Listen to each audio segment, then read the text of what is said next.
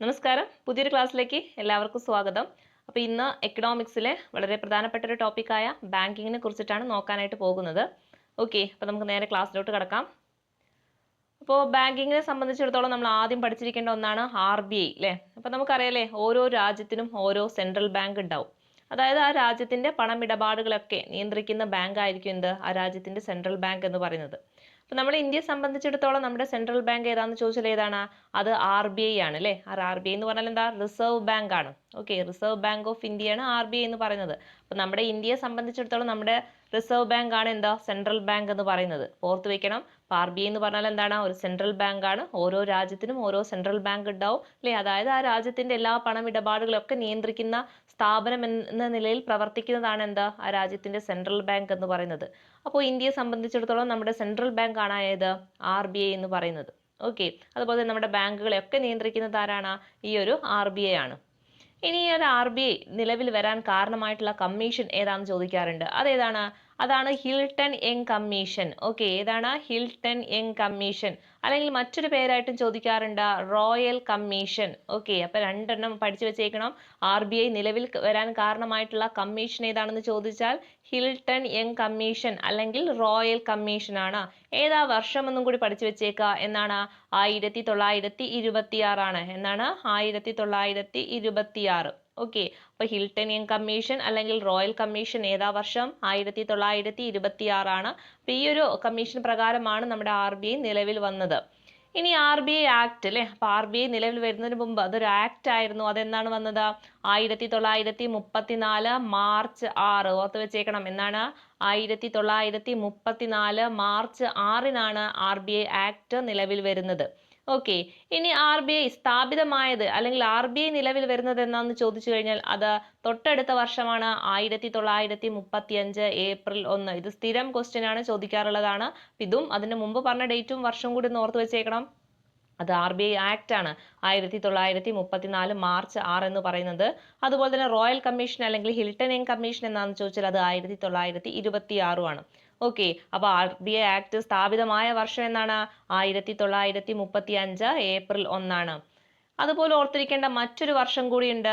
RBI nationalise ചെയ്തത് എന്നാന്ന് ചോദിക്കാറുണ്ട് അല്ലെ, അല്ലെങ്കിൽ RBI ദേശസാൽക്കരിച്ചത് എന്നാന്ന് ചോദിച്ചാൽ അത് 1949 ജാനുവരി 1. ഓക്കെ, എന്നാണ്, 1949 ജാനുവരി 1-നാണ് RBI നാഷണലൈസ്ഡ് ചെയ്തത്.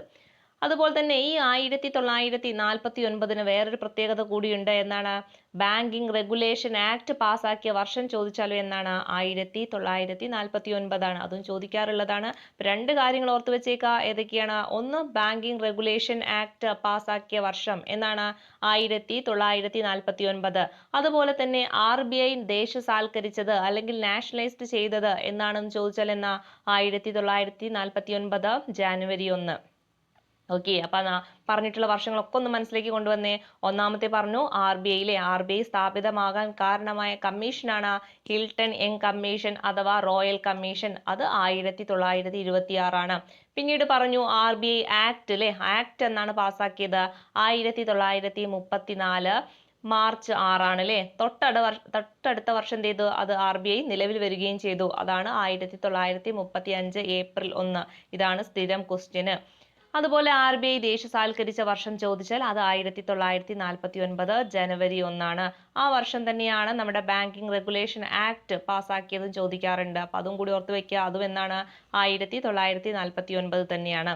ഇനി നമ്മൾ ഓർത്തിരിക്കേണ്ട ഒന്നാണ്, ഈ ഒരു RBI നിലവിൽ വരുന്ന സമയത്ത് അല്ലെ എത്ര മൂലധനം ഉണ്ടായിരുന്നു, അല്ലെങ്കിൽ എത്രയായിരുന്നു അവരുടെ ക്യാപിറ്റൽ എന്ന് ചോദിച്ചു കഴിഞ്ഞാൽ അത് 5 കോടിയാണ് കേട്ടോ. എത്രയാണ്, 5 കോടിയാണ്. അപ്പൊ RBIയുടെ ക്യാപിറ്റൽ എത്രയായിരുന്നു ചോദിച്ചു കഴിഞ്ഞാൽ അത് സ്ഥാപിതമാകുന്ന സമയത്ത് എത്രയായിരുന്നു അവരുടെ മൂലധനം അല്ലെങ്കിൽ ക്യാപിറ്റൽ എന്ന് പറയുന്നത്, 5 കോടിയാണ്. ഓക്കെ, അപ്പൊ അത് പഠിച്ചു വെച്ചേക്കണം. ഒരു പ്രാവശ്യം സ്റ്റേറ്റ്മെന്റ് ആയിട്ട് ചോദ്യം ചോദിച്ച സമയത്ത് അതിലിങ്ങനെ ഓരോരോ സ്റ്റേറ്റ്മെന്റിൽ ഇങ്ങനത്തെ കാര്യങ്ങളൊക്കെ ഉണ്ടായിരുന്നു. അപ്പൊ അതുകൊണ്ട് കൃത്യമായിട്ട് പഠിച്ചു വെച്ചേക്കുക. RBIയുടെ മൂലധനം എത്രയായിരുന്നു, 5 കോടിയായിരുന്നു അത് സ്റ്റാർട്ട് ചെയ്യുന്ന സമയത്ത്. അതുപോലെ അതിന്റെ ഹെഡ്ക്വാർട്ടേഴ്സ്, ഇപ്പൊ നിലവിൽ ഹെഡ്ക്വാർട്ടേഴ്സ് എവിടെയാണെന്ന് ചോദിച്ചാൽ എവിടെയാണ്, അത് മുംബൈ ആണ് കേട്ടോ. അപ്പൊ അതും ഓർത്ത് വെക്കണം. ചിലപ്പോൾ നമുക്ക് ഡൽഹി എന്നൊക്കെ തോന്നും, പക്ഷെ എവിടെയാണ്, RBIയുടെ ആസ്ഥാനം എന്ന് പറയുന്നത് മുംബൈ ആണ്. എവിടെയാണ്, മുംബൈ. എന്നാൽ ഇത് സ്ഥാപിതമായിരുന്ന സമയത്ത് കൊൽക്കത്തയായിരുന്നു ഇതിന്റെ ഹെഡ്ക്വാർട്ടേഴ്സ് എന്ന് പറയുന്നത്. അതും കൂടി ഓർത്ത് വെക്കുക. അപ്പൊ RBI സ്ഥാപിതമാകുന്ന സമയത്ത് കൊൽക്കത്തയായിരുന്നു. പിന്നീട് 1937 എന്നാണ് 1937 അത് മുംബൈയിലോട്ട് മാറ്റുന്നത്. ഓക്കെ, അപ്പൊ നിലവിൽ ഇപ്പൊ എവിടെയാണ് ഹെഡ്ക്വാർട്ടേഴ്സ്? മുംബൈ ആണ്. ഇനി നമുക്കറിയാലേ നമ്മുടെ കറൻസികളൊക്കെ അച്ചടിക്കുന്നത് ആരാണ്? RBI ആണ്. അതുപോലെ തന്നെ RBI നമുക്കറിയാം എല്ലാ കറൻസിയിലെയും RBI ഗവർണറുടെ സൈൻ ഉണ്ടാവും അല്ലെ. അപ്പൊ ഏത് നോട്ട് എടുത്തു കഴിഞ്ഞാൽ നമുക്കറിയാം എന്താ RBI ഗവർണറുടെ സൈൻ ഉണ്ടാവും. പക്ഷെ ഏത് നോട്ട് എന്ന് പറയുമ്പോൾ നമ്മൾ ശ്രദ്ധിക്കണം, ₹1 നോട്ട് ഒഴികെയുള്ള നോട്ടുകളിൽ മാത്രമേ RBI ഗവർണർ സൈൻ ചെയ്യുള്ളൂ. അപ്പോ നമ്മുടെ ചോദ്യമാണ്, ഈ ഒരു ₹1 നോട്ടിൽ സൈൻ ചെയ്യുന്നത് ആരാണ്? നമ്മുടെ ധനകാര്യ സെക്രട്ടറി ആണ്. ആരാണ്? ധനകാര്യ സെക്രട്ടറി. അപ്പൊ ₹1 നോട്ടിൽ ആരാണ് സൈൻ ചെയ്യുന്നത്? ധനകാര്യ സെക്രട്ടറി ആണ്. അപ്പൊ ബാക്കിയുള്ള എല്ലാ നോട്ടിലും ആരാണ് സൈൻ ചെയ്യുന്നത്? RBI ഗവർണർ ആണ്. ഈ ₹1 നോട്ടിൽ മാത്രമാണ് നമ്മുടെ ധനകാര്യ സെക്രട്ടറി സൈൻ ചെയ്യുന്നത്. അതും കൂടി ഓർത്തു വെക്കുക. പിന്നെ ഓർത്തിരിക്കേണ്ട ഒന്നാണ്, നമ്മുടെ RBIയുടെ ചിഹ്നം ഉണ്ടാവില്ലേ, അവരുടെ എംബ്ലത്തിൽ കൊടുത്തിട്ടുള്ള ഒരു മൃഗം ഉണ്ട് അല്ലെ. ഏതാണ് ആ മൃഗം? RBIയുടെ എംബ്ലത്തിൽ കൊടുത്തിട്ടുള്ള മൃഗം അല്ലെ കടുവയാണ് അല്ലെ. അപ്പൊ RBIയുടെ എംബ്ലത്തിൽ കൊടുത്തിട്ടുള്ള മൃഗം ഏതാണെന്ന് ചോദിച്ചാൽ അത് കടുവയാണ്. അതിലുള്ളൊരു വൃക്ഷം ഉണ്ടല്ലേ, ആ വൃക്ഷം ഏതാണെന്ന് ചോദിച്ചാൽ അത് എണ്ണപ്പനയാണ്. അതും കൂടി ഓർത്ത് വെച്ചേക്കുക. അപ്പൊ മൃഗം കടുവയാണ്, വൃക്ഷം ചോദിച്ചാൽ അത് ഏതാണ്? എണ്ണപ്പനയാണ്. ഇനി നമ്മൾ പറഞ്ഞു ഗവർണറാണ് ഈ കറൻസിയിലൊക്കെ സൈൻ ചെയ്യാന്ന് പറഞ്ഞു അല്ലേ. അങ്ങനെയാണെങ്കിൽ RBIയുടെ ആദ്യത്തെ ഗവർണർ ആരാണെന്ന് ചോദിച്ചാൽ ആരാണത്? RBIയുടെ ആദ്യത്തെ ഗവർണർ ആരാണെന്ന് ചോദിച്ചാൽ ആരാണത്? ഓസ്ബോൺ സ്മിത്ത് ആണ്. ഓർത്ത് വെച്ചേക്കണം, ചോദിക്കാറുള്ളതാണ്. RBIയുടെ ഫസ്റ്റ് ഗവർണർ ആരാണ്? Osborne Smith.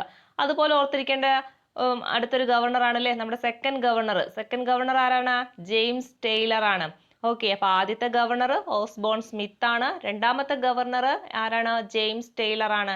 അദ്ദേഹത്തിന് മറ്റൊരു പ്രത്യേകത കൂടിയുണ്ട്, അദ്ദേഹമാണ് ആദ്യമായിട്ട് നമ്മുടെ കറൻസിയിൽ ഒപ്പിട്ട ഗവർണർ എന്ന് പറയുന്നത്. അപ്പൊ അതും കൂടി നിങ്ങൾ ഓർത്ത് വെക്കണം. ആദ്യത്തെ ഗവർണർ നമ്മുടെ കറൻസിയിൽ ഒപ്പൊന്നും വെച്ചിട്ടില്ലായിരുന്നു. അപ്പൊ രണ്ടാമത്തെ ഗവർണർ ആണ് എന്ത് തുടങ്ങിയത്? ഈ ഒരു ഒപ്പുവെക്കൽ തുടങ്ങിയത്. അപ്പൊ രണ്ടാമത്തെ ഗവർണർ ആയിട്ടുള്ള ജെയിംസ് ടെയ്ലർ ആണ് ആദ്യമായിട്ട് കറൻസിയിലൊക്കെ ഒപ്പുവെക്കാനായിട്ട് തുടങ്ങിയത്. അപ്പൊ അതും ചോദിക്കും, ആദ്യമായിട്ട് നമ്മുടെ കറൻസികളിൽ ഒപ്പുവെച്ച RBI ഗവർണർ ആരാണെന്ന് ചോദിച്ചാൽ ആരാണ്? ജെയിംസ് ടെയ്ലർ ആണ്. അദ്ദേഹം എന്ന് പറയുന്നത് നമ്മുടെ RBIയുടെ രണ്ടാമത്തെ ഗവർണർ കൂടിയാണ്. അതും കൂടി ഓർത്ത് വെക്കുക. ഇനി ഓർത്തിരിക്കേണ്ട ഒന്നാണ്, നമ്മുടെ ഗവർണർ ആയിട്ടുള്ള പ്രൈം മിനിസ്റ്റർ, അങ്ങനെ ഒരാളുണ്ട് അല്ലേ. അതാരാണ്? നമ്മുടെ മൻമോഹൻ സിംഗ് ആണ്. അപ്പൊ അദ്ദേഹം പ്രൈം മിനിസ്റ്റർ ആവുന്നതിന് മുമ്പ് RBIയുടെ ഗവർണർ കൂടി ആയിട്ടുണ്ടായിരുന്നു. അപ്പൊ അതും കൂടി ഓർത്ത് വെക്കുക, ചോദിക്കാറുണ്ട്. RBI ഗവർണർ ആയതിനു ശേഷം പ്രധാനമന്ത്രി ആരാണെന്ന് ചോദിച്ചാൽ അതാരാണ്? മൻമോഹൻ സിംഗ് ആണ്. ആരാണ്? മൻമോഹൻ സിംഗ്. ഓക്കെ, ഇനി RBIയുമായി ബന്ധപ്പെട്ട് ഓർത്തിരിക്കേണ്ട ഒന്നാണ് മണി ആപ്പ് അല്ലെ. ഇത് ചോദിക്കാറുള്ളതാണ് ലേറ്റസ്റ്റ് ആയിട്ട്. മണി ആപ്പ് അല്ലെ. മണി ആപ്പ് എന്ന് പറഞ്ഞാൽ എന്താണ്? അവർ കൊണ്ടുവന്നിട്ടുള്ള ഒരു ആപ്ലിക്കേഷൻ ആണ്. അതായത് ആർക്ക് വേണ്ടിയിട്ടാണെന്ന് ചോദിച്ചു കഴിഞ്ഞാൽ കാഴ്ച പരിമിതി ഉള്ളവർക്ക് വേണ്ടിയിട്ട് അല്ലെ. അപ്പൊ കാഴ്ച പരിമിതി ഉള്ളവരെ സംബന്ധിച്ചിടത്തോളം അവർക്ക് നോട്ടൊക്കെ തിരിച്ചറിയാൻ വേണ്ടിയിട്ട് RBI കൊണ്ടുവന്നിട്ടുള്ള ഒരു ആപ്പാണ് ഏതാ? മണി ആപ്പ് എന്ന് പറയുന്നത്. ഓക്കെ, അപ്പൊ മണി ആപ്പ് ആരുടേതാണ്? നമ്മുടെ RBIയുടേതാണ്. ആർക്ക് വേണ്ടിയിട്ടാണ്? കാഴ്ച പരിമിതി ഉള്ളവർക്ക് അല്ലെ, അവർക്ക് നോട്ടൊക്കെ തിരിച്ചറിയാൻ വേണ്ടിയിട്ട് കൊണ്ടുവന്നിട്ടുള്ളതാണ് ഏതാ? മണി ആപ്പ് എന്ന് പറയുന്നത്. അപ്പൊ ഇത്രയും കാര്യങ്ങൾ എന്ത് ചെയ്യുക, നിങ്ങൾ ഓർത്ത് വെച്ചേക്കണം. ഒന്നും കൂടി ഒന്ന് റിവൈസ് വരാം നമുക്ക്. അപ്പൊ ആദ്യം പറഞ്ഞത് നമ്മൾ പറഞ്ഞില്ലേ, ഈ ഒരു RBI നിലവിൽ വരാൻ കാരണമായിട്ടുള്ള കമ്മീഷൻ ഏതാണ്? ഹിൽട്ടൺ യങ് കമ്മീഷൻ ആണ്, അല്ലെങ്കിൽ റോയൽ കമ്മീഷൻ ആണ്. വർഷം 1926. അതിനുശേഷം RBI ആക്ട് നിലവിൽ വരുന്നു 1934 മാർച്ച് 6-നാണ്. അതിനുശേഷം RBI നിലവിൽ വരുന്നത് ചോദിച്ചാൽ 1935 ഏപ്രിൽ 1-നാണ്. പിന്നീട് ഇത് ദേശസാൽക്കരിച്ചത് അല്ലെ, നാഷണലൈസ് ചെയ്തത് എന്നാണ്? 1949 ജനുവരി 1. 1949 തന്നെയാണ് നമ്മുടെ ബാങ്കിങ് റെഗുലേഷൻ ആക്ട് പാസ്സായതും. അതും കൂടി ഓർത്ത് വെക്കുക. ഇനി ഇത് സ്ഥാപിതമാകുന്ന സമയത്തെ മൂലധനം എത്രയാണ്? 5 കോടിയാണ്. ഇതിന്റെ ആസ്ഥാനം ഇപ്പോൾ നിലവിൽ മുംബൈ ആണ്. എന്നാൽ 1937 മുമ്പ് കൊൽക്കത്തയായിരുന്നു. അതിനുശേഷമാണ് 37 ശേഷമാണ് എങ്ങോട്ടേക്ക് മാറ്റിയത്? മുംബൈയിലോട്ട് മാറ്റിയത്. ഇനി നമ്മൾ പറഞ്ഞില്ലേ, കറൻസിയിലൊക്കെ ഒപ്പിടുന്നത് നമ്മുടെ RBI ഗവർണർ ആണ്. എന്നാൽ ₹1 കറൻസിയിൽ അല്ലേ, അതിൽ ഒപ്പുവെക്കുന്നത് ആരാണ്? നമ്മുടെ ധനകാര്യ സെക്രട്ടറി ആണ്. ഇനി RBIയിലെ എംബ്ലത്തിൽ കാണുന്ന മൃഗം ചോദിച്ചാൽ കടുവയും അതിലെ വൃക്ഷം ഏതാണ്? എണ്ണപ്പനയാണ്. ഇനി RBIയുടെ ആദ്യത്തെ ഗവർണർ ആരാണെന്ന് ചോദിച്ചാൽ ഓസ്ബോൺ സ്മിത്തും. രണ്ടാമത്തേത് ആരാണ്? നമ്മുടെ ജെയിംസ് ടെയ്ലർ ആണ്. ഈ ജെയിംസ് ടെയ്ലർ ആണ് നമ്മുടെ കറൻസികളിൽ ആദ്യമായിട്ട് ഒപ്പുവെച്ച RBI ഗവർണർ എന്ന് പറയുന്നത്. അതും കൂടി ഓർത്ത് വെക്കുക. RBI ഗവർണർ ആയ ശേഷം നമ്മുടെ പ്രൈം മിനിസ്റ്റർ ആയിട്ടുള്ള വ്യക്തിയാണ് മൻമോഹൻ സിംഗ് എന്നും കൂടി നിങ്ങൾ മനസ്സിലാക്കി വെക്കണം. പിന്നീട് അവരുടെ ഒരു പ്രധാനപ്പെട്ട ഒരു ആപ്പ് ഉണ്ട്, മണി ആപ്പ് അല്ലെ. ആർക്ക് വേണ്ടിയിട്ടാണ്? കാഴ്ച പരിമിതി ഉള്ളവർക്ക് വേണ്ടിയിട്ട് കൊണ്ടുവന്നിട്ടുള്ള ഒരു ആപ്പാണ് മണി ആപ്പ് എന്ന് പറയുന്നത്. ഓക്കെ, ഇനി നമുക്ക് പഠിച്ചിരിക്കേണ്ട ഒന്നാണ്, ചോദിക്കാറുള്ളതാണ് RBIയുടെ ഫങ്ഷൻസ് അല്ലെങ്കിൽ ധർമ്മങ്ങൾ എന്തെല്ലാമാണെന്ന്. നമുക്കറിയുന്ന കാര്യങ്ങൾ തന്നെയുള്ളൂ, നമുക്ക് എന്ത് ചെയ്യാം ഒന്നും കൂടി നോക്കാം അല്ലെ. ഒന്നാമത്തെ കാര്യം എന്താണ്? നോട്ട് അച്ചടിക്കൽ അല്ലേ. നമുക്കറിയാം നമ്മുടെ രാജ്യത്തിന്റെ നോട്ടൊക്കെ അച്ചടിക്കുന്നത് ആരാണ്? ആരുടെ കൺട്രോളിലാണ് വരുന്നതോ ഇതൊക്കെ? നമ്മുടെ RBIയുടെ കൺട്രോളിലാണ്. ഒന്നാമത്തെ ധർമ്മം എന്ന് പറയുന്നത് തന്നെ എന്താണ്? നോട്ട് അച്ചടിക്കലാണ്. അതുപോലെ ഗവൺമെന്റിന്റെ ബാങ്ക് അല്ലേ, നമ്മൾ പറഞ്ഞു ഓരോ രാജ്യത്തിനും ഓരോ സെൻട്രൽ ബാങ്ക് ഉണ്ടാവും.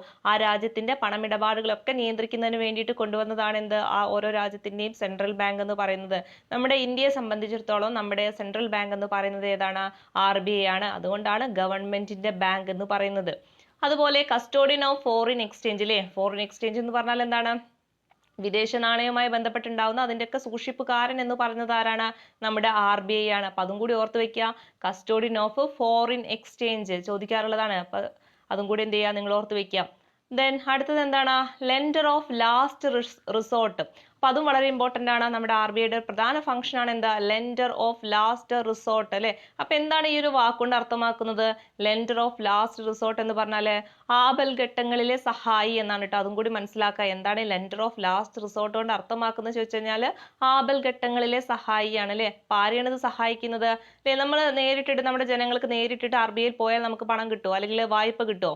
അല്ലെങ്കിൽ നമുക്ക് നേരിട്ടിട്ട് RBIയിൽ പോയിട്ട് ഫണ്ടൊക്കെ അല്ലെങ്കിൽ ഡെപ്പോസിറ്റ് ചെയ്യാൻ പറ്റുമോ? ഒന്നും ചെയ്യാൻ പറ്റില്ലല്ലേ. കാരണം നമ്മളൊക്കെ നമുക്ക് വായ്പ തരുന്നതും അല്ലെങ്കിൽ നമ്മൾ ഡെപ്പോസിറ്റ് ചെയ്യുന്നതൊക്കെ ഇവിടെയുള്ള കൊമേഴ്ഷ്യൽ ബാങ്കുകളിലാണ്. അപ്പൊ ഈ കൊമേഴ്ഷ്യൽ ബാങ്കുകൾക്ക് അവർക്കുണ്ടാവുന്ന എന്തെങ്കിലും സാമ്പത്തിക പ്രതിസന്ധി അതൊക്കെ തരണം ചെയ്യുന്നതിന് വേണ്ടിയിട്ട് വായ്പ ഒക്കെ കൊടുക്കുന്നത് ആരാണ്? നമ്മുടെ RBI ആണ് അല്ലെ.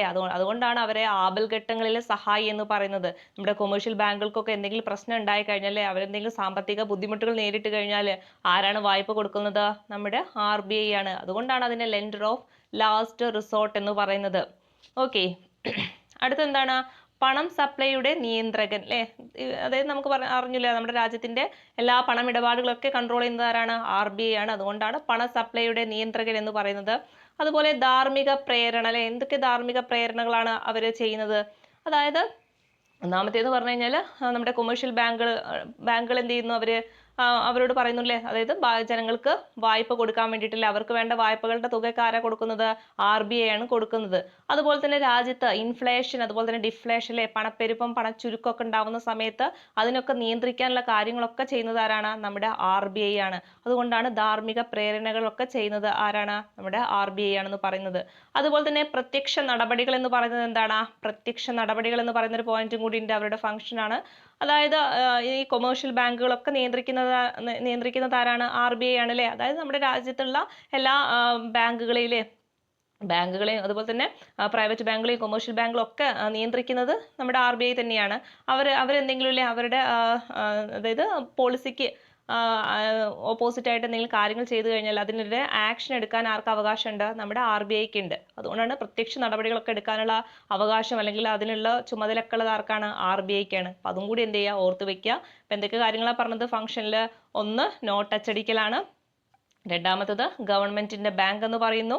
കസ്റ്റോഡിയൻ ഓഫ് ഫോറിൻ എക്സ്ചേഞ്ച് എന്ന് പറയുന്നു. ലെൻഡർ ഓഫ് ലാസ്റ്റ് റിസോർട്ട്, പണ സപ്ലൈയുടെ നിയന്ത്രകൻ, ധാർമ്മിക പ്രേരണ ചെയ്യുന്നുണ്ട്. അതുപോലെ തന്നെ പ്രത്യക്ഷ നടപടികൾ. ഇതൊക്കെ എന്താണ്? RBIയുടെ ഫങ്ഷൻസ് ആണ്. ഓക്കെ, അപ്പൊ RBIയുമായി ബന്ധപ്പെട്ട കാര്യങ്ങളൊക്കെ ഒരു ഏകദേശം ഒരു ഐഡിയ കിട്ടിയില്ലേ? ഇനി നമുക്ക് ബാങ്കുമായി ബന്ധപ്പെട്ട് ബാക്കിയുള്ള എപ്പോഴും ചോദിക്കാറുള്ള കുറച്ച് കാര്യങ്ങളുണ്ട്. അപ്പൊ അതും കൂടി ഒന്ന് നോക്കാം. ഒന്നാമത്തെ ഒരു കാര്യമാണ് പാവങ്ങളുടെ ബാങ്കർ എന്നറിയപ്പെടുന്നത് ആരാണ്? പാവങ്ങളുടെ ബാങ്കർ ചോദിക്കാറുള്ളതാണ്. പാവങ്ങളുടെ ബാങ്കർ നമ്മുടെ മുഹമ്മദ് യൂനസ് ആണ് കേട്ടോ. ആരാണ്? മുഹമ്മദ് യൂനസ് ആണ്. ബംഗ്ലാദേശിലെ ഗ്രാമീണ ബാങ്കിന്റെ സ്ഥാപകനാണ് ആര്? നമ്മുടെ മുഹമ്മദ് യൂനസ്.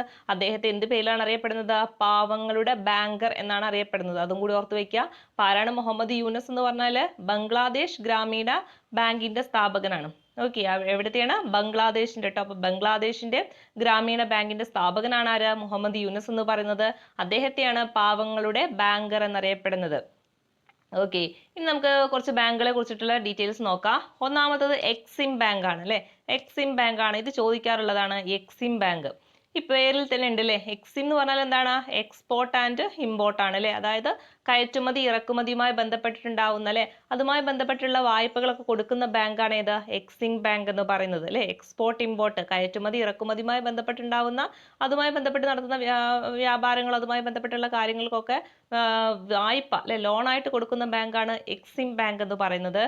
പിന്നെ അടുത്ത് ചോദിക്കാറുള്ളതാണ് നമ്മുടെ സിഡ്ബി അല്ലെ. സിഡ്ബി എന്ന് പറഞ്ഞാൽ എന്താണ്? Small scale industrial development bank of India ആണ് അല്ലെ. സ്മാൾ സ്കെയിൽ ആണ്. അതായത് എന്താണ് സ്മാൾ സ്കെയിൽ എന്ന് പറഞ്ഞാൽ? ചെറുകിട ബാങ്കുകൾ ഉണ്ടാവുമല്ലോ, ചെറുകിട വ്യവസായങ്ങൾ ഉണ്ടാവുമല്ലോ, അവർക്ക് വേണ്ടി വായ്പ കൊടുക്കുന്ന ബാങ്കാണ് ഏത്? സിഡ്ബി എന്ന് പറയുന്നത്. ഏതാണ് സിഡ്ബി എന്ന് പറഞ്ഞാൽ? എന്താണ്? Small scale industrial development bank of India. അതായത് ചെറുകിട വ്യവസായങ്ങൾക്ക് വേണ്ടിയിട്ട്, അവരുടെ വികസനത്തിന് വേണ്ടിയിട്ടല്ലേ അവർക്ക് വായ്പ കൊടുക്കുന്ന ബാങ്കാണ് ഏത്? സിഡ്ബി എന്ന് പറയുന്നത്. അതുപോലെ ഓർത്തിരിക്കേണ്ട വളരെ പ്രധാനപ്പെട്ട മറ്റൊരു ബാങ്കാണ് നബാർഡ്. എപ്പോഴും ചോദിക്കാറുള്ളതാണ് നബാർഡ് അല്ലെ. 1982 ജൂലൈ 12 നബാർഡ് വന്നിട്ടുള്ളത് അല്ലെ. നബാർഡിന്റെ ഫുൾ നെയിം എന്താ? അത് ചോദിക്കാറുണ്ട്. National bank for agriculture and rural development bank അല്ലെ. എന്താണ് നബാർഡിന്റെ full? National bank for agriculture and rural development bank ആണ്.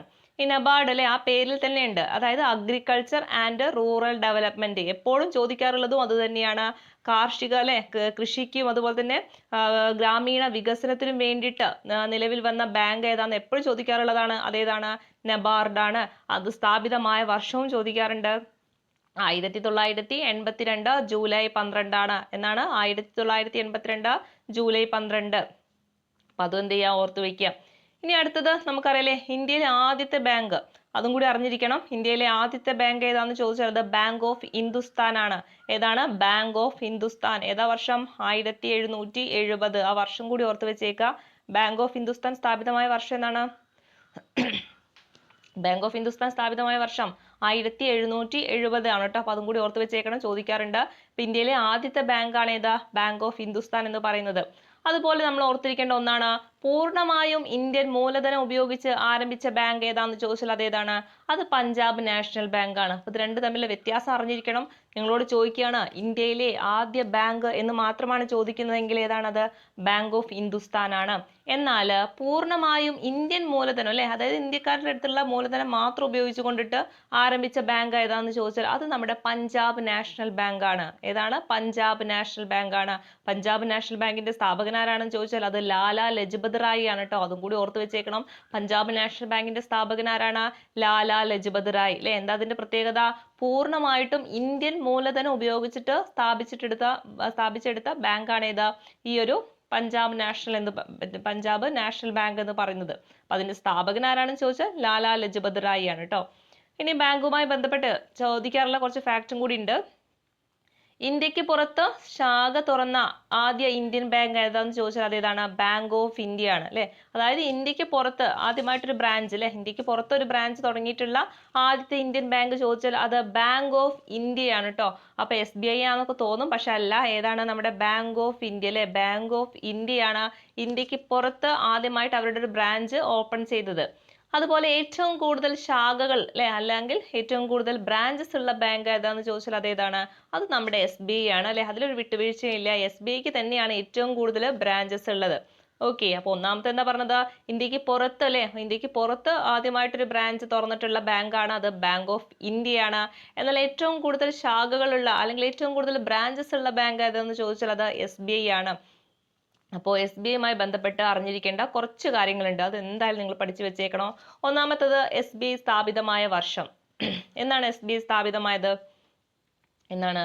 1955 അല്ലേ. എന്നാണ് SBI സ്ഥാപിതമായത്? 1955. പക്ഷേ ഈ SBIന്റെ ഈ ഒരു പേര് വരുന്നതിന് മുമ്പിലെ SBI എന്ത് പേരിൽ അറിയപ്പെട്ടിരുന്നത്? ഇമ്പീരിയൽ ബാങ്ക് എന്നായിരുന്നു. അങ്ങനെയാണെങ്കിൽ ഇമ്പീരിയൽ ബാങ്ക് എന്നാ സ്ഥാപിച്ചത് ചോദിച്ചു കഴിഞ്ഞാൽ 1921 കേട്ടോ. ഓർത്ത് വെച്ചേക്കണം. രണ്ട് കാര്യങ്ങളാണ്. SBI ബാങ്കിന്റെ ആദ്യത്തെ പേരെന്താന്ന് ചോദിച്ചാൽ അത് ഇമ്പീരിയൽ ബാങ്ക് ആണ്. അപ്പോൾ ഇമ്പീരിയൽ ബാങ്ക് ആയിട്ടല്ലേ 1921 അത് സ്ഥാപിതമായിട്ടുണ്ട്. അത് പിന്നീട് 1985 എന്ത് പേരിലേക്ക് മാറുകയാണ് ചെയ്തത്? നമ്മുടെ സ്റ്റേറ്റ് ബാങ്ക് ഓഫ് ഇന്ത്യ അല്ലെങ്കിൽ SBI എന്ന പേരിലോട്ട് മാറുകയാണ് ചെയ്തത്. ഓക്കെ. അപ്പൊ ചോദിക്കാറുള്ളതാണ് ഇമ്പീരിയൽ ബാങ്ക് ഏത് ബാങ്കിന്റെ മുൻകാല പേരാണെന്ന് ചോദിച്ചു കഴിഞ്ഞാൽ ഏതിന്റെയാണ്? SBIയുടേതാണ്. അപ്പൊ അത് ഓർത്ത് വെക്കുക. അതുപോലെ SBIയുടെ ആസ്ഥാനം ചോദിച്ചാൽ അതേതാണ്? അല്ലെ നമ്മുടെ മുംബൈ തന്നെയാണ് അല്ലെ. RBIയുടെ ആസ്ഥാനമാണെങ്കിലും SBIയുടെ ആസ്ഥാനം ഒക്കെ എവിടെയാണ്? മുംബൈ ആണ്. അതുപോലെ ഓർത്തിരിക്കേണ്ട ഒന്നാണ് SBIയുടെ ചെയർമാൻ ആയിട്ടുള്ള ആദ്യ മലയാളി ആരാണെന്ന് ചോദിച്ചാൽ അത് നമ്മുടെ ജോൺ മത്തായി ആണ്. ഓക്കെ, അപ്പൊ ജോൺ മത്തായി ആണ് SBIയുടെ ചെയർമാൻ ആയിട്ടുള്ള ആദ്യ മലയാളി എന്ന് പറയുന്നത്. അതുപോലെ SBIയുടെ ഒരു പ്രധാനപ്പെട്ട ആപ്പാണ് നമ്മുടെ യോനോ ആപ്പ് എന്ന് പറയുന്നത് കേട്ടോ. അപ്പൊ യോനോ ബാങ്ക് എന്നൊക്കെ പറയുന്നത് ഏതാണ്? നമ്മുടെ SBI ആണ്. അപ്പൊ അത് ഓർത്ത് വെക്കുക. യോനോ ആപ്പ് ഉണ്ട് അവരുടേത്. അപ്പൊ യോനോ ആരുടെ ഏത് ബാങ്കിന്റെ ആണെന്ന് ചോദിച്ചു കഴിഞ്ഞാൽ ഓർത്തിരിക്കണം ഏതാണ്? SBI ആണ് കേട്ടോ. അപ്പൊ SBIയുമായി ബന്ധപ്പെട്ട് അറിഞ്ഞിരിക്കേണ്ട കുറച്ച് കാര്യങ്ങൾ ഏതൊക്കെയാ പറഞ്ഞത്? ഒന്ന്, SBIയുടെ ആദ്യത്തെ പേരെന്താണ്? ഇമ്പീരിയൽ ബാങ്ക് അല്ലെ. ഇമ്പീരിയൽ ബാങ്ക് ഏതാ വർഷം സ്ഥാപിച്ചത്? 1921 അത് പിന്നീട് 1985 അത് SBIയിലെ സ്റ്റേറ്റ് ബാങ്ക് ഓഫ് ഇന്ത്യ എന്ന പേരിൽ അറിയപ്പെടാൻ തുടങ്ങി. ഇതിന്റെ ആസ്ഥാനം ചോദിച്ചാൽ മുംബൈ ആണ്. SBIയുടെ ചെയർമാൻ ആയിട്ടുള്ള മലയാളി ആരാണെന്ന് ചോദിച്ചാൽ അത് ജോൺ മത്തായി ആണ്. അതൊക്കെ ഓർത്ത് വെക്കുക. അതുപോലെ ഓർത്തിരിക്കേണ്ട ഒന്നാണ് ISO സർട്ടിഫൈഡ് ലഭിച്ച ആദ്യ ബാങ്ക് അല്ലെ. ISO സർട്ടിഫൈഡ് ലഭിച്ച ആദ്യ ബാങ്ക് ഏതാണെന്ന് ചോദിച്ചാൽ അത് കാനറ ബാങ്ക് ആണ് കേട്ടോ. അപ്പൊ കാനറ ബാങ്ക് ആണ് ആദ്യമായിട്ട് ISO സർട്ടിഫൈഡ് ലഭിച്ചിട്ടുള്ള ആദ്യ ബാങ്ക് എന്ന് പറയുന്നത്. അതുപോലെ ഓർത്തിരിക്കണം ഒന്നും കൂടി നമ്മുടെ SBIയുമായി ബന്ധപ്പെട്ടതാണ് മ്യൂച്വൽ ഫണ്ട് അല്ലെ. മ്യൂച്വൽ ഫണ്ട് ആരംഭിച്ച ആദ്യ ബാങ്ക് ചോദിച്ചാൽ അത് ഏതാണ്? SBI ആണ്. അപ്പൊ അതും കൂടി ഓർത്ത് വെക്കുക. മ്യൂച്വൽ ഫണ്ട് ആരംഭിച്ചിട്ടുള്ള ആദ്യ ബാങ്ക് ഏതാണ്? SBI ആണ്. അതുപോലെ തന്നെ ISO സർട്ടിഫൈഡ് അല്ലെ, ISO സർട്ടിഫിക്കേഷൻ ലഭിച്ച ആദ്യ ബാങ്ക് ചോദിച്ചാൽ അത് കാനറ ബാങ്ക് ആണ്. അതുപോലെ ക്രെഡിറ്റ് കാർഡ് ആരംഭിച്ച ആദ്യ ബാങ്ക് ഏതാണെന്ന് ചോദിച്ചാൽ ഏതാണ്? അത് സെൻട്രൽ ബാങ്ക് ആണ്. അതും കൂടി ഓർത്ത് വെക്കുക. ക്രെഡിറ്റ് കാർഡ് ആരംഭിച്ച ആദ്യ ബാങ്ക് ഏതാണ്? സെൻട്രൽ ബാങ്ക് അല്ലെ. നമുക്കത് കണക്ട് ചെയ്ത് വെക്കുക അല്ലെ. CC വെച്ചൊക്കെ കണക്ട് ചെയ്യുക. ക്രെഡിറ്റ്, സെൻട്രൽ അങ്ങനെയൊക്കെ വെച്ചിട്ട് എന്ത് ചെയ്യുക? നമ്മൾ ഓർത്ത് വെച്ച് പഠിക്കാം. ഓക്കെ, അപ്പൊ ക്രെഡിറ്റ് കാർഡ് ആരംഭിച്ച ആദ്യ ബാങ്ക് ഏതാണ്? സെൻട്രൽ ബാങ്ക് ആണ്. മ്യൂച്വൽ ഫണ്ട് ആരംഭിച്ചത് ആരാണ്? SBI ആണ്. ISO സർട്ടിഫിക്കേഷൻ ലഭിച്ച ആദ്യ ബാങ്ക് ഏതാണ്? കാനറ ബാങ്ക് ആണ്. അതും കൂടി ഓർത്ത് വെക്കുക. പിന്നെ നമ്മുടെ ഗ്രാമീണ ബാങ്കുമായി ചോദിക്കാറുള്ള 2 ക്വസ്റ്റ്യൻസ് ആണ്. ഒന്ന് RRB ലെ, അതായത് റീജിയണൽ റൂറൽ ബാങ്ക്, അതായത് നമ്മുടെ ഗ്രാമീണ ബാങ്ക് ആണ്. അത് സ്ഥാപിതമായത് എന്നാന്ന് ചോദിച്ചാൽ 1975 ഒക്ടോബർ 2. വളരെ ഇമ്പോർട്ടന്റ് ആണ്. 1975 ഒക്ടോബർ 2 അല്ലെ. അന്നാണ് നമ്മുടെ റീജിയണൽ റൂറൽ ബാങ്ക് അല്ലെ, ഗ്രാമീണ ബാങ്ക് സ്ഥാപിതമായത്. അപ്പൊ നമുക്കറിയാം ഒക്ടോബർ 2 എന്ന് പറയുന്നത് എന്താ? ഗാന്ധി ജയന്തിയാണ് അല്ലെ. അപ്പൊ ഗാന്ധിജി പലപ്പോഴും നമ്മുടെ ഗ്രാമീണ വികസനത്തിന് വേണ്ടിയിട്ടൊക്കെ ഒരുപാട് കഷ്ടപ്പെട്ടിട്ടുള്ള ഒരു വ്യക്തിയാണ്. അപ്പൊ ഒരു ഒക്ടോബർ 2 ആ ഒരു അദ്ദേഹത്തിന്റെ ജന്മദിനത്തിൽ തന്നെയാണ് ഈ ഒരു ബാങ്ക് വന്നിട്ടുള്ളത്. അതും കൂടി ഓർത്ത് വെക്കുക. ഗ്രാമീണ വികസനവുമായി ബന്ധപ്പെട്ട് അല്ലെ റീജിയണൽ റൂറൽ ബാങ്ക് ആണ് RRB എന്ന് പറയുന്നത്. 1975 ഒക്ടോബർ 2 RRB നിലവിൽ വരുന്നത്. അതുപോലെ ചോദിക്കാറുള്ള ഒരു ക്വസ്റ്റ്യൻ ആണ് RRB act. Okay, RRB act എന്നാണ് പാസ്സാക്കിയതെന്ന് ചോദിച്ചു കഴിഞ്ഞാൽ അത് 1975 അല്ല, അതിന് തൊട്ട് ശേഷമുള്ള വർഷമാണ് 76 കേട്ടോ. അപ്പൊ പലപ്പോഴും തെറ്റാൻ സാധ്യതയുള്ളതാണ്. 1975 RRB നിലവിൽ വരുന്നത്. എന്നാൽ RRB ആക്ട് എന്നാണ് ചോദിച്ചാൽ അത് അതിന് ശേഷമാണ്. ഓക്കെ, അപ്പൊ RRB വന്ന ശേഷമാണ് RRB ആക്ട് വരുന്നത് കേട്ടോ. 1976 നമ്മുടെ SCRT ടെക്സ്റ്റ് ബുക്കിൽ ബോക്സിലായിട്ട് കൊടുത്തിട്ടുണ്ട് ഈ ഒരു വർഷം. അതുകൊണ്ട് ഒരു പ്രാവശ്യം ചോദിച്ചതാണ്. അതുകൊണ്ട് നിങ്ങൾ എന്ത് ചെയ്യുക? റിപ്പീറ്റ് ചെയ്ത് പഠിക്കുക. 1976 എന്ത് RRB ആക്ട് പാസ് ചെയ്തതെന്ന് കൂടി ഓർത്ത് വെക്കുക കേട്ടോ. അങ്ങനെയാണെങ്കിൽ ഈ RRBയുമായി ബന്ധപ്പെട്ട് ഇന്ത്യയിലെ ആദ്യത്തെ റീജിയണൽ റൂറൽ ബാങ്ക് ഏതാണെന്ന് ചോദിക്കാറുണ്ട്. അതേതാണ്? അത് നമ്മുടെ ഉത്തർപ്രദേശിലുള്ള മൊറാദാബാദ് ആണ്. ഏതാണ്? ഉത്തർപ്രദേശിലെ മൊറാദാബാദ് ആണ് ഇന്ത്യയിലെ ആദ്യത്തെ റീജിയണൽ റൂറൽ ബാങ്ക് എന്ന് പറയുന്നത്. ഓക്കെ, ഇനി അടുത്ത് നമുക്ക് കേരളവുമായി ബന്ധപ്പെട്ട കേരളത്തിലെ കുറച്ച് ബാങ്കിന്റെ സവിശേഷതകൾ നോക്കാം. ഒന്നാമത്തെ തന്നെ എന്താണ്? കേരളത്തിലെ ആദ്യത്തെ ബാങ്ക് അല്ലെ. ഏതാണ് കേരളത്തിലെ ആദ്യത്തെ ബാങ്ക് എന്ന് പറയുന്നത്? നമ്മുടെ നെടുങ്ങാടി ബാങ്ക് ആണ് അല്ലെ. ഏതാണ്? നെടുങ്ങാടി ബാങ്ക് ആണ് കേരളത്തിലെ ആദ്യ ബാങ്ക് എന്ന് പറയുന്നത്. അതിന്റെ സ്ഥാപകൻ ആരാണ്? അപ്പു നെടുങ്ങാടിയാണ്. ഓക്കെ, ആരാണ്? അപ്പു നെടുങ്ങാടിയാണ് ഈ ഒരു നെടുങ്ങാടി ബാങ്കിന്റെ സ്ഥാപകൻ എന്ന് പറയുന്നത്. ഏതാ വർഷം? 1899 നെടുങ്ങാടി ബാങ്ക് സ്ഥാപിതമാകുന്നത്. 1899 നെടുങ്ങാടി ബാങ്ക് സ്ഥാപിതമാകുന്നത്. പിന്നീട് ഈ നെടുങ്ങാടി ബാങ്ക് ഏത് ബാങ്കിലോട്ടേക്ക് ലയിക്കുകയാണ് ഉണ്ടായത്? നമ്മുടെ പഞ്ചാബ് നാഷണൽ ബാങ്കിലോട്ട് ലയിക്കുകയാണ് ഉണ്ടായത്. അത് ഏതാ വർഷം? 2003. ഇപ്പോൾ നെടുങ്ങാടി ബാങ്ക് ഇല്ല. ആ നെടുങ്ങാടി ബാങ്ക് എന്തിലോട്ട് മാറി? പഞ്ചാബ് നാഷണൽ ബാങ്കിലോട്ട് മാറിയില്ലേ. അപ്പൊ ഏതാ വർഷം? 2003. അപ്പൊ നെടുങ്ങാടി ബാങ്ക് എന്താണ്? 1899. ആരാണ് ഇതിന്റെ സ്ഥാപകൻ? അപ്പു നെടുങ്ങാടിയാണ്. കേരളത്തിലെ ആദ്യ ബാങ്കാണ് ഇത്. പിന്നീട് 2003 പഞ്ചാബ് നാഷണൽ ബാങ്ക് ആയിട്ട് അങ്ങ് മാറുകയാണ് ചെയ്തത്. അപ്പൊ അത് ഓർത്ത് വെക്കുക. പിന്നെ നമുക്ക് ഓർത്തിരിക്കേണ്ടതാണ് ഇന്ത്യയിലെ ആദ്യ സമ്പൂർണ്ണ ബാങ്കിങ് സംസ്ഥാനം ചോദിച്ചാൽ അത് നമ്മുടെ കേരളം തന്നെയാണ് അല്ലെ. ഇന്ത്യയിലെ ആദ്യത്തെ സമ്പൂർണ്ണ ബാങ്കിങ് സംസ്ഥാനം എന്ന് പറയുന്നത് ഏതാണ്? കേരളമാണ്. അതുപോലെ ഓർത്തിരിക്കേണ്ടതാണ് ഇന്ത്യയിലെ ആദ്യ സമ്പൂർണ്ണ ബാങ്കിങ് ജില്ല ചോദിച്ചാൽ അതേതാണ്? അത് പാലക്കാടാണ്. അപ്പൊ ഈ രണ്ടും ഓർത്തിരിക്കണം. ഒന്നാമത്തേത് എന്താണ്? ഇന്ത്യയിലെ ആദ്യ സമ്പൂർണ്ണ ബാങ്കിങ് സംസ്ഥാനം ചോദിച്ചാൽ അതേതാണ്? കേരളമാണ്. എന്നാൽ ഇന്ത്യയിലെ ആദ്യ സമ്പൂർണ്ണ ബാങ്കിങ് ജില്ല ചോദിച്ചാൽ അതേതാണ്? പാലക്കാടാണ്. ഇത് രണ്ടും ഓർത്തു വെക്കണം കേട്ടോ. ഇനി നമുക്ക് ഓർത്തിരിക്കേണ്ടത് കേരളവുമായി ബന്ധപ്പെട്ടിട്ട് വളരെ പ്രധാനപ്പെട്ട ഒരു ബാങ്കാണ് കേരള ബാങ്ക് അല്ലെ. ചോദിക്കാറുണ്ട് കേരള ബാങ്ക് അല്ലെ. അതായത് കേരളത്തിന് സ്വന്തമായിട്ടൊരു ബാങ്ക് എന്നൊരു ആശയത്തിൽ നിന്ന് വന്നതാണ് ഇത് കേരള ബാങ്ക് എന്ന് പറയുന്നത്. എന്നാണ് സ്ഥാപിച്ചത്? 2019 നവംബർ 29 നമുക്ക് പഠിക്കാൻ സുഖമാണ്. ഇവിടെ 19ഉം ഇവിടെ 29ഉം. പിന്നെ നവംബർ എന്നുള്ളത് നിങ്ങൾ ഓർത്ത് വെക്കുക. എന്നാണ് 2019 നവംബർ 29 കേരള ബാങ്ക് നിലവിൽ വരുന്നത് അല്ലെ. ഇതുമായി ബന്ധപ്പെട്ട ഏത് കമ്മീഷനാണെന്ന് ചോദിക്കാറുണ്ട്. MS ശ്രീറാം കമ്മിറ്റിയാണ് ഈ ഒരു കേരള ബാങ്ക് രൂപീകരിക്കാൻ കാരണമായിട്ടുള്ള കമ്മിറ്റി എന്ന് പറയുന്നത്. അതും കൂടി ഓർത്ത് വെച്ചേക്കാം. അപ്പൊ കേരള ബാങ്ക് എന്നാണ് 2019 നവംബർ 29 MS ശ്രീറാം കമ്മിറ്റിയാണ് ഈ ഒരു കേരള ബാങ്ക് രൂപീകരിക്കാൻ കാരണമായിട്ടുള്ള കമ്മിറ്റി എന്ന് പറയുന്നത്. ഇനി നമുക്ക് ഓർത്തിരിക്കേണ്ട ഒരു കാര്യം കൂടിയുണ്ട്. ഈ കേരള ബാങ്കിലെ കേരള ബാങ്ക് നിലവിൽ വരാൻ കാരണം ഈ ഒരു 13 അല്ലെ, അതായത് 14 ജില്ലകളിൽ എന്തുണ്ട്? നമ്മുടെ ജില്ലാ ബാങ്കുകൾ ഉണ്ടായിരുന്നു. ഓക്കെ, അപ്പൊ 14 ജില്ലകളിലും ജില്ലാ ബാങ്കുകൾ ഉണ്ടായിരുന്നു. ഇവയെല്ലാം കൂടി സംയോജിപ്പിച്ചുകൊണ്ട് ഒറ്റ ബാങ്കായിട്ട് വന്നതാണ് കേരള ബാങ്ക് എന്ന് പറയുന്നത്. അപ്പൊ ഈ സമയത്ത് നമുക്ക് 14 ജില്ലാ ബാങ്ക് കൂടി എന്തിൽ ചേർന്നില്ല? ഈ കേരള ബാങ്കിൽ ചേർന്നില്ല അല്ലെ.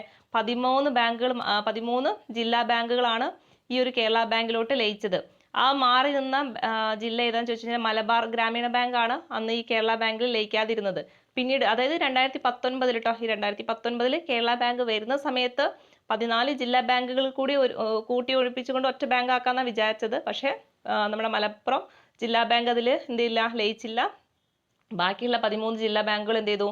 ഈ ഒരു കേരള ബാങ്ക് ലയിച്ചിട്ട് ഒറ്റ പേരായിട്ടുള്ള കേരള ബാങ്ക് എന്ന പേരിൽ അറിയപ്പെട്ടു. പിന്നീട് എന്ത് ചെയ്തു? 2019 ശേഷം എന്ത് ചെയ്തു? പിന്നീട് ഈ ഒരു മലപ്പുറം ഗ്രാമീണ ബാങ്ക് എന്ത് ചെയ്തു? ഇതിലേക്ക് ലയിക്കുകയാണ് ഉണ്ടായത്. അപ്പൊ ഇത് ഈ ഒരു കേരള ബാങ്ക് നിലവിൽ വരുന്ന സമയത്ത് 13 ജില്ലാ ബാങ്കുകളാണ് ഇതിൽ ലയിച്ചിട്ടുണ്ടായിരുന്നത് കേട്ടോ. അപ്പൊ ആ ഒരു പോയിന്റ് നിങ്ങൾ ഓർത്ത് വെക്കുക. ഇപ്പൊ എല്ലാ 14 ജില്ലാ ബാങ്കും ഇതിലേക്കായി കേരള ബാങ്കിലേക്ക് ലയിച്ചിട്ടുണ്ട് കേട്ടോ. അപ്പൊ അതും കൂടി നിങ്ങൾ ഓർത്ത് വെക്കണം. പിന്നെ അടുത്ത് ഓർത്തിരിക്കേണ്ടത്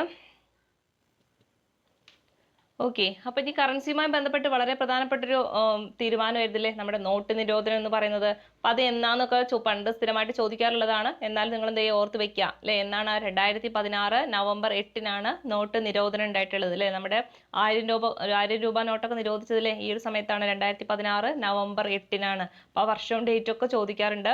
2016 നവംബർ 8 നമുക്ക് ഓർത്തിരിക്കാൻ എളുപ്പമാണ് അല്ലെ. നവംബർ 8 8 കഴിഞ്ഞാൽ എന്താണ്? 8നോട് 8 കൂട്ടി എത്രയാ? 16 ആണല്ലേ. അപ്പൊ അങ്ങനെയൊക്കെ എന്ത് ചെയ്യുക? ഓർത്തു വെക്കുക. ഇപ്പൊ നോട്ട് നിരോധനം എന്നാ ഉണ്ടായിട്ടുള്ളത്? 2016 നവംബർ 8 ഓക്കെ. ഇനി നമുക്ക് കുറച്ച് ബാങ്ക് ലയനമാണ് നോക്കേണ്ടത്. നമ്മുടെ 2019 2020 കാലഘട്ടത്തിൽ എന്ത് ചെയ്തിട്ടുണ്ട്? ഒരുപാട് ബാങ്കുകളിലെ വേറെ ബാങ്കിലേക്ക് ലയിച്ചിട്ടുണ്ട്. ഇപ്പൊ നിലവില് പൊതുമേഖലാ ബാങ്കുകൾ എന്ന് പറയുന്നത് 12 എണ്ണാണുള്ളത്. നമ്മുടെ ബാങ്ക് ദേശസാൽക്കരണ സമയത്തിലെ 1ാം ഘട്ടം 2ാം ഘട്ടം കൂടി കഴിഞ്ഞപ്പോൾ ഏകദേശം 20 ബാങ്കുകൾ ഉണ്ടായിരുന്നു. അതൊക്കെ പിന്നീട് എന്ത് ചെയ്തു? ലയിച്ച് ഇപ്പൊ നിലവിൽ 12 ബാങ്കുകളാണ് നിലവിലുള്ളത്, പൊതുമേഖലാ ബാങ്കിൽ വരുന്നത്. അപ്പൊ ഏതൊക്കെയാണ് ലേറ്റസ്റ്റ് ആയിട്ടുള്ള ലയനങ്ങൾ ഏതൊക്കെയാണെന്ന് നോക്കുക. അപ്പൊ ഈ ഒരു ബാങ്ക് ലയനമുള്ള സമയം അല്ലെ, ആ ഒരു സമയത്ത് ധനകാര്യ മന്ത്രി ആരാണെന്ന് ചോദിച്ചാൽ നമ്മുടെ നിർമ്മല സീതാരാമനാണ് കേട്ടോ. അതും കൂടി ഓർത്ത് വെക്കണം. 2019 2020 കൂടി ആയിട്ടാണ് ഈ ഒരു ലയനമൊക്കെ ഉണ്ടായിട്ടുള്ളത്. അപ്പൊ ഏതൊക്കെയാ? ആ സമയത്ത് ധനകാര്യ മന്ത്രി നിർമ്മല സീതാരാമനാണ് കേട്ടോ. അപ്പൊ അത് പ്രത്യേകം ഓർത്ത് വെക്കുക. ഇനി നമുക്ക് ഓരോന്നായിട്ട് നോക്കുക. ഒന്നാമത്തത് ഓറിയന്റൽ ബാങ്കും അതുപോലെ തന്നെ യുണൈറ്റഡ് ബാങ്കും. ഏതൊക്കെയാണ്? ഓറിയന്റൽ ബാങ്കും യുണൈറ്റഡ് ബാങ്കും കൂടി ഏതിലേക്ക് ലയിച്ചത്? പഞ്ചാബ് നാഷണൽ ബാങ്കിലോട്ടാണ് കേട്ടോ. അപ്പൊ അതും കൂടി ഓർത്ത് വെക്കണം. ഏതാണ്? ഓറിയന്റൽ ബാങ്കും യുണൈറ്റഡ് ബാങ്കും കൂടി പഞ്ചാബ് നാഷണൽ ബാങ്കില്. രണ്ടാമത്തത് സിൻഡിക്കേറ്റ് ബാങ്ക് അല്ലെ. സിൻഡിക്കേറ്റ് ബാങ്ക് ഏതിലാണ് ലയിച്ചത്? കാനറ ബാങ്കിലാണ്. അപ്പൊ സിൻഡിക്കേറ്റ് ബാങ്ക് ഏതിലാണ് ലയിച്ചത് ചോദിച്ചാൽ കാനറ ബാങ്ക് ആണ് അല്ലെ. നമുക്ക് എങ്ങനെ ഓർത്ത് വെക്കുക? സിയിലെ എവിടെ? സി, സിൻഡിക്കേറ്റിൽ സി ആക്കി എടുക്കുക. കാനറയിൽ തുടങ്ങുന്നത് എങ്ങനെയാണ്? സി വെച്ചിട്ടല്ല ഇംഗ്ലീഷിൽ നമ്മൾ എഴുതുക കാനറ എന്ന്. അപ്പൊ അങ്ങനെ നമുക്ക് ഓർത്ത് വെക്കാം അല്ലെ. സിൻഡിക്കേറ്റ് ബാങ്ക് കാനറ ബാങ്കിലോട്ടാണ് ലയിച്ചത്. ഇത് നിങ്ങൾ അങ്ങനെ പഠിച്ചു വെച്ചേക്കുക. ഓറിയന്റൽ ബാങ്കും യുണൈറ്റഡ് ബാങ്കും ഏതിലാണ്? പഞ്ചാബ് നാഷണൽ ബാങ്കില്. ഓറിയന്റലും യുണൈറ്റഡും പഞ്ചാബിലും. സിൻഡിക്കേറ്റ് കാനറ. അതുപോലെ തന്നെ അലഹബാദ് ബാങ്കിലെ അലഹബാദ് ബാങ്ക് ഏതിലാണ്? ഇന്ത്യൻ ബാങ്കിലാണ് ലയിച്ചത് കേട്ടോ. അലഹബാദ് ബാങ്ക് ഏതിലാണ് ലയിച്ചത്? ഇന്ത്യൻ ബാങ്കില്. പിന്നെ ആന്ധ്ര ബാങ്കും കോർപ്പറേഷൻ ബാങ്കിലെ ഇപ്പൊ ഒന്നും കോർപ്പറേഷൻ ബാങ്ക് ഒന്നും ഇല്ലല്ലേ, അതിപ്പോ എങ്ങോട്ടേക്കാണ് മാറിയത്, നമ്മുടെ യൂണിയൻ ബാങ്കിലോട്ടാണ് മാറിയത് അല്ലേ. അപ്പൊ ആന്ധ്ര ബാങ്കും കോർപ്പറേഷൻ ബാങ്കും ഒക്കെ എന്തിലാ ലയിച്ചത്, യൂണിയൻ ബാങ്കിലാണ്. ഓർത്തു വെച്ചേക്കണം, അതൊക്കെ ചോദിച്ചിട്ടുള്ളതാണ്. ആന്ധ്ര ബാങ്കും കോർപ്പറേഷൻ ബാങ്കും ഏതിലാ ലയിച്ചിട്ടുള്ളത്, യൂണിയൻ ബാങ്കിലാണ്. അതുപോലെ ഒന്നാണ് വിജയ ബാങ്കും ദേന ബാങ്കും. ഏതൊക്കെയാണ്, രണ്ടെണ്ണം ഉണ്ട്. വിജയ ബാങ്കും ദേന ബാങ്കും കൂടി ബാങ്ക് ഓഫ് ബറോഡയിലാണ് ലയിച്ചിട്ടുള്ളത്. ഇത് നമുക്ക് ഓർത്ത് വെക്കാൻ ഒരു കോഡ് പറഞ്ഞുതരാം അല്ലെ. വിജയൻ നമുക്ക് എന്ത് ചെയ്യാം, വിജയൻ എന്നാക്കുക. അതുപോലെ ദേന അല്ലെ, ദേന എന്നുള്ളത് ദീനം എന്നാക്കുക അല്ലെ. അപ്പൊ വിജയൻ എന്ത് ചെയ്തു, ദീനം കാരണം, ദീനം എന്ന് പറഞ്ഞാൽ എന്താ, എന്തെങ്കിലും സങ്കടം കാരണം എന്ത് ചെയ്തു, ബാറിൽ പോയി ഓർത്ത് വെക്കുക അല്ലെ. അപ്പൊ വിജയൻ എന്ത് ചെയ്തു, ദീനം കാരണം എങ്ങോട്ടേക്കാ പോയത്, ബാറിൽ അല്ലെ. ബാർ എന്ന് പറഞ്ഞാൽ ബാങ്ക് ഓഫ് ബറോഡ, ബറോഡനെ നമുക്ക് ബാറായിട്ടൊക്കെ കണക്ട് ചെയ്യാം. അപ്പൊ അങ്ങനെയൊക്കെ എന്ത് ചെയ്യുക, ഓർത്ത് വെക്കുക. വിജയ ബാങ്കും ദേന ബാങ്കും കൂടി ഇതിലാ ലയിച്ചത്, ബാങ്ക് ഓഫ് ബറോഡ. ഓക്കെ, അപ്പൊ ആന്ധ്ര ബാങ്കും കോർപ്പറേഷൻ ബാങ്കും കൂടി യൂണിയൻ ബാങ്കിലാണ്. അലഹബാദ് ബാങ്ക് എന്തിലാ ലയിച്ചത്, ഇന്ത്യൻ ബാങ്കിലാണ്. സിൻഡിക്കേറ്റ് ബാങ്ക് എന്തിലാണ്, കാനറ ബാങ്കിലെ. അത് ഇങ്ങനെ സി എന്നൊക്കെ വെച്ച് കണക്ട് ചെയ്യുക അല്ലെ. സിൻഡിക്കേറ്റിനെ സി ആയിട്ട് എടുത്തിട്ട് ഇവിടെ കാനറ അല്ലെ തുടങ്ങുന്നത് സി വെച്ചിട്ടല്ലേ. അപ്പൊ അങ്ങനെ ഓർത്ത് വെക്കുക, സിൻഡിക്കേറ്റ് കാനറ ബാങ്കില്. പിന്നെ ആദ്യം പറഞ്ഞ ഏതാണ്, ഓറിയന്റൽ ബാങ്കും യുണൈറ്റഡ് ബാങ്കും കൂടി എന്തിലാ ലയിച്ചത്, പഞ്ചാബ് നാഷണൽ ബാങ്കിലാണ്. ഓക്കെ, ഇനി നമുക്ക് ഓർത്തിരിക്കേണ്ട ഈ ഒരു മെർജ് ചെയ്തതുമായി ബന്ധപ്പെട്ട് നമ്മൾ ആദ്യം അറിഞ്ഞിരിക്കേണ്ട കാര്യമാണ് ബാങ്ക് ദേശസാൽക്കരണം അല്ലെ. ഇപ്പൊ നിലവിൽ പൊതുമേഖലാ ബാങ്കുകൾ 12 ആയി. പക്ഷെ ഇതിന് ആദ്യമല്ലേ 1969 ജൂലൈ 19 എന്ത് ചെയ്തിട്ടുണ്ട്, 14 ബാങ്കുകളെയാണ് നാഷണലൈസ് ചെയ്തിട്ടുള്ളത് അല്ലെ. അത് ഓർത്തിരിക്കേണ്ട കാര്യമാണ്. അപ്പൊ ആ ഫസ്റ്റ് ബാങ്ക് നാഷണലൈസേഷൻ എന്നാണെന്ന് ചോദിച്ചു കഴിഞ്ഞാൽ 1969 ജൂലൈ 19 എത്ര ബാങ്കുകളെയായിരുന്നു, 14 ബാങ്കുകളെ ആയിരുന്നു അന്ന് എന്ത് ചെയ്തത്, നാഷണലൈസ് ചെയ്തത് അല്ലെ. ഈ സമയത്ത് ആരായിരുന്നു പ്രധാനമന്ത്രി എന്ന് ചോദിച്ചാൽ നമ്മുടെ ഇന്ദിരാഗാന്ധിയാണ് കേട്ടോ. അത് ഓർത്ത് വെച്ചേക്കണം, ഇന്ദിരാഗാന്ധിയാണ് ഇങ്ങനെ ഒരു ബാങ്ക് നാഷണലൈസേഷൻ കൊണ്ടുവരുന്നത്. 1969 ജൂലൈ 19 എന്താ ഫസ്റ്റ് ബാങ്ക് നാഷണലൈസേഷൻ നടക്കുന്നത്. അന്ന് 50 കോടി ആസ്തിയുള്ള ബാങ്കുകളെയാണ് എന്ത് ചെയ്തത്, ഇങ്ങനെ നാഷണലൈസ് ചെയ്തത്. ഓക്കെ, അപ്പൊ അതും ഓർത്ത് വെക്കുക. 50 കോടി അല്ലെ, 50 കോടി ആസ്തിയുള്ള അല്ലെങ്കിൽ 50 കോടിക്ക് മുകളിൽ ആസ്തിയുള്ള ബാങ്കുകളെയാണ് അന്ന് എന്ത് ചെയ്തത്, നാഷണലൈസ് ചെയ്തത്. അന്ന് എത്ര ബാങ്ക് ഉണ്ടായിരുന്നു, 14 ബാങ്കുകൾ ഉണ്ടായിരുന്നു എന്നാണ് 1969 ജൂലൈ 19. അങ്ങനെ അത് ഫസ്റ്റ് ഘട്ടം അല്ലെ. ഇനി രണ്ടാമത്തെ ഘട്ടം എന്നാണ് ചോദിച്ചു കഴിഞ്ഞാൽ 1980. ഓക്കെ, ഒന്നാമത്തത് 1969 രണ്ടാമത്തത് എന്നാണ് 1980. ഈ 80 ഏപ്രിൽ 15 കേട്ടോ. അതും കൂടി വർഷം മാസം ഡേറ്റും കൂടി ഓർത്ത് വെക്കുക. 1980 ഏപ്രിൽ 15 അന്ന് 6 ബാങ്കുകളാണ്. ഓക്കെ, അന്ന് 6 ബാങ്കുകളാണ് എന്ത് ചെയ്തത്, നാഷണലൈസ് ചെയ്തത്. അത് എത്ര കോടി ആസ്തിയുള്ളതായിരുന്നു, 200 കോടിക്ക് മുകളിൽ ആസ്തിയുള്ള ബാങ്കുകളെയാണ് അന്ന് എന്ത് ചെയ്തത്, നാഷണലൈസ് ചെയ്തത്. 1980 ബാങ്കുകളെ നാഷണലൈസ് ചെയ്യുമ്പോൾ അവയ്ക്കിലെ എത്ര കോടി ഉണ്ടായിരുന്നു, 200 കോടി മുകളിലുള്ള ബാങ്കുകളെ ആയിരുന്നു എന്ത് ചെയ്തത്, ഇങ്ങനെ നാഷണലൈസേഷൻ ചെയ്തത്. ഓക്കെ, അപ്പൊ മൊത്തം ഇത് രണ്ടും കൂടി കൂട്ടിയ 20 ബാങ്ക് ആയിരുന്നു ആ സമയത്ത് ഉണ്ടായിരുന്നത്. പിന്നീട് എന്ത് ചെയ്തു, ഓരോരോ ബാങ്കുകൾ പരസ്പരം അങ്ങോട്ടും ഇങ്ങോട്ടും ലയിച്ചിട്ടാണ് ഇങ്ങനെ കുറഞ്ഞ് ഇപ്പൊ ഈ പറഞ്ഞ ലൈനും കൂടി കഴിഞ്ഞതോട് കൂടിയിട്ട് ഇപ്പൊ എത്രയായി, 12 ബാങ്കുകളായിട്ട് മാറി. അപ്പൊ അത് മനസ്സിലാക്കി വെക്കുക. ബാങ്ക് ദേശസാൽക്കരണം ഇമ്പോർട്ടന്റ് ആണ്. ഫസ്റ്റ് നടന്നത് എന്നാണ് 1969 ജൂലൈ 19 അന്ന് 14 ബാങ്കാണ്.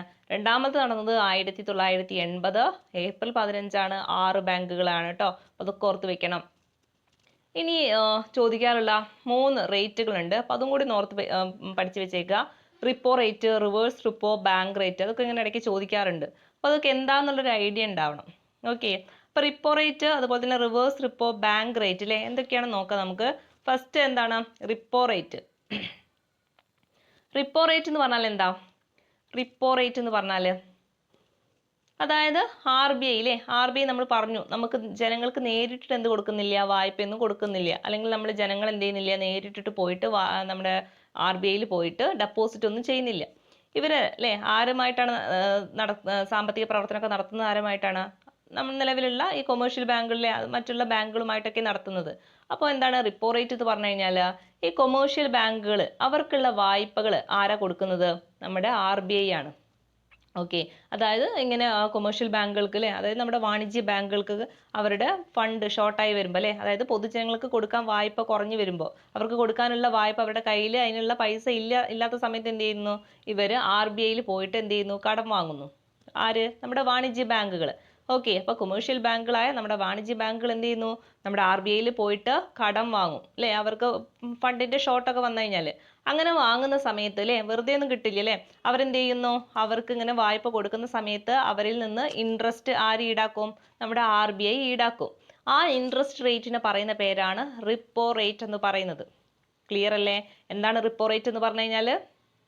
കൊമേഴ്ഷ്യൽ ബാങ്കുകൾക്ക് നമ്മുടെ RBI എന്ത് കൊടുക്കുന്നുണ്ട്? വായ്പ കൊടുക്കുന്നുണ്ട്. ഓക്കെ, അതായത് അവർക്ക് ഉണ്ടാവുന്ന ഫണ്ടൊക്കെ ഷോർട്ടായി വരുമ്പോൾ അല്ലെങ്കിൽ എന്തെങ്കിലും സാമ്പത്തിക പ്രശ്നങ്ങൾ അല്ലെങ്കിൽ സാമ്പത്തിക ബുദ്ധിമുട്ടൊക്കെ നേരിടുന്ന സമയത്ത് വായ്പ ആരിൽ നിന്ന് വാങ്ങും? RBIയിൽ നിന്ന് വാങ്ങും.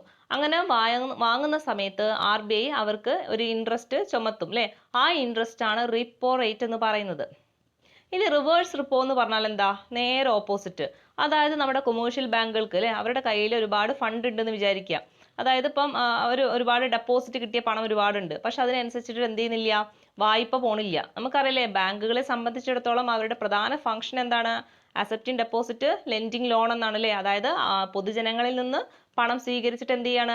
പൊതുജനങ്ങൾക്ക് തന്നെ ലോണായിട്ട് കൊടുക്കുകയാണ് അല്ലെ? അവരിൽ നിന്ന് ഡെപ്പോസിറ്റ് സ്വീകരിച്ചിട്ട് അവർക്ക് എന്തായിട്ട് കൊടുക്കുകയാണ്? ലോണായിട്ട് കൊടുക്കുക. ഈ ഒരു അതായത് ഇൻട്രസ്റ്റിൽ ഉണ്ടാകുന്ന വ്യത്യാസമാണ് അവരെ സംബന്ധിച്ചിടത്തോളം, ബാങ്കുകളെ സംബന്ധിച്ചിടത്തോളം അവരുടെ പ്രോഫിറ്റ്, മെയിൻ പ്രോഫിറ്റ് എന്ന് പറയുന്നത് അല്ലേ? നമുക്കറിയാം, അവർ ഡെപ്പോസിറ്റ് ചെയ്യുന്ന ഇൻട്രസ്റ്റിനേക്കാളും കൂടുതലായിരിക്കും അവർ ലോൺ കൊടുക്കുന്ന ഇൻട്രസ്റ്റ്. ഓക്കെ, അപ്പോൾ ആ ഇൻട്രസ്റ്റിൽ ഉണ്ടാകുന്ന വ്യത്യാസമാണ് ആ ബാങ്കിനെ സംബന്ധിച്ചിടത്തോളം അവരുടെ പ്രധാനപ്പെട്ട പ്രോഫിറ്റ് എന്ന് പറയുന്നത്. അപ്പം ഇങ്ങനെയുള്ള സമയത്ത് അവരെന്ത് ചെയ്യുന്നു? ഡെപ്പോസിറ്റ് ധാരാളം സ്വീകരിക്കുന്നുണ്ട്, പക്ഷെ അതിനനുസരിച്ച് ലോൺ പോകുന്നില്ലെങ്കിൽ ഇവിടെ ഇങ്ങനെ പണം കുന്നുകൂടിയിട്ടുണ്ടായിട്ട് കാര്യമില്ല അല്ലേ? അവരെന്ത് ചെയ്യും? ആ പണം എന്ത് ചെയ്യുന്നു? നമ്മുടെ നേരെ RBIയിലേക്ക് കൊടുക്കും. RBIയിലോട്ട് കൊടുത്തു കഴിഞ്ഞാൽ അല്ലേ, വെറുതെ കൊടുക്കുമോ? ഇല്ലല്ലേ? അവർക്ക് കൊടുത്തു കഴിഞ്ഞാൽ, RBIക്ക് കൊടുത്തു കഴിഞ്ഞാൽ അവരെന്ത് ചെയ്യുന്നുണ്ട്? ഇൻട്രസ്റ്റ് കൊടുക്കുന്നുണ്ട് അല്ലേ? അവരൊരു ഫിക്സഡ് ഡെപ്പോസിറ്റ് ആയി സ്വീകരിച്ചിട്ട് എന്ത് ചെയ്യുന്നു? അവർക്ക് ഇൻട്രസ്റ്റ് കൊടുക്കുന്നുണ്ട്. അങ്ങനെ അവർ കൊടുക്കുന്ന RBI കൊടുക്കുന്ന ഇൻട്രസ്റ്റ് ആണ് എന്ത്? റിവേഴ്സ് റിപ്പോ എന്ന് പറയുന്നത്. പുറത്ത് വെച്ചേക്കുക. റിവേഴ്സ് റിപ്പോ എന്ന് പറയുന്നത് ആര് കൊടുക്കുന്നതാണ്? RBI കൊമേഴ്ഷ്യൽ ബാങ്കുകൾക്ക് കൊടുക്കുന്ന ഇൻട്രസ്റ്റ് റേറ്റ് ആണ്. റിപ്പോ റേറ്റ് എന്ന് പറഞ്ഞാൽ ആരാണ്? നമ്മുടെ കൊമേഴ്ഷ്യൽ ബാങ്കുകൾ അവർക്ക് കിട്ടിയ വായ്പയുടെ ഇൻട്രസ്റ്റ് ആണ് ആർക്ക് കൊടുക്കുന്നത്? RBIക്ക് കൊടുക്കുന്നത്. അപ്പോൾ ഇത് രണ്ടും പരസ്പരം മാറരുത്. അപ്പോൾ ഇതിൽ പലപ്പോഴും ചോദിക്കാറുള്ളത് ഇതിൽ ഏതിനാണ് റേറ്റ് കൂടുതൽ എന്ന് ചോദിച്ചു കഴിഞ്ഞാൽ റിപ്പോ റേറ്റ് ആയിരിക്കും കൂടുതൽ. Okay, repo rate reverse repo rate ആണോ കൂടുതൽ ചോദിച്ചു കഴിഞ്ഞാൽ റിപ്പോ റേറ്റ് ആയിരിക്കും കൂടുതൽ ഉണ്ടാവുക. അതുപോലെ ഒന്നാണ് ബാങ്ക് റേറ്റ് എന്ന് പറയുന്നത്. ബാങ്ക് റേറ്റും ഏകദേശം സെയിം തന്നെയാണ്, നമ്മുടെ റിപ്പോ റേറ്റ് പോലെ തന്നെയാണ്. അതായത് കൊമേഴ്ഷ്യൽ ബാങ്കുകൾക്ക് RBI വായ്പ കൊടുക്കുന്നത് തന്നെയാണ്. അവിടെ എന്ത് ചെയ്യുന്നുണ്ട്? വെറുതെ കൊടുക്കുന്നില്ല, അവരെന്തെങ്കിലും ഒരു സെക്യൂരിറ്റിന്റെ മുകളിലായിരിക്കും എന്ത് കൊടുക്കുക? ഇങ്ങനെ വായ്പ കൊടുക്കുക. അതുപോലെ തന്നെ വളരെ ഷോർട്ട് ടേമിലേക്കായിരിക്കും വായ്പ കൊടുക്കുക. അപ്പോൾ ഈ രണ്ട് കാര്യം ഓർത്ത് വെക്കുക. ഒന്നെങ്കിൽ എന്തെങ്കിലും സെക്യൂരിറ്റിന്റെ മുകളിലായിരിക്കും എന്ത് കൊടുക്കുന്നത്? RBI അവർക്ക് വായ്പ കൊടുക്കുന്നത്. അല്ലെങ്കിൽ എന്ത് ചെയ്യണം? ഓർത്ത് വെക്കേണ്ട ഒന്നാണ്, വളരെ ഷോർട്ട് പീരീഡിലേക്കായിരിക്കും വായ്പ കൊടുക്കുക. അതായത് ചെറിയ ഷോർട്ടേജ് ഒക്കെ ഉണ്ടാകുന്ന സമയത്ത് അവർ ആരിൽ നിന്നാണ് വാങ്ങുന്നത്? നമ്മുടെ RBIയിൽ നിന്നായിരിക്കും വായ്പ വാങ്ങുക. അപ്പോൾ അതൊക്കെ എന്താണ്? Bank rate. അതിനും ഇൻട്രസ്റ്റ് ഈടാക്കുന്നുണ്ട്. ആ ഇൻട്രസ്റ്റ് ആണ് എന്ത്? ബാങ്ക് റേറ്റ് എന്ന് പറയുന്നത്. ഓക്കെ, ക്ലിയർ അല്ലേ? ഇന്നത്തെ കാര്യങ്ങളൊക്കെ ക്ലിയർ ആണെന്ന് വിശ്വസിക്കുന്നു. എന്ത് ചെയ്യാം? പിന്നെ ഇന്നത്തെ ക്ലാസ് ഇത്ര മതി. നന്നായിട്ട് പഠിക്കുക. ഇതിൻ്റെ ബാക്കി എന്ത് ചെയ്യുക? അടുത്ത ക്ലാസ്സിലായിട്ട് കാണാം. അപ്പോൾ ഓക്കെ, താങ്ക് യു.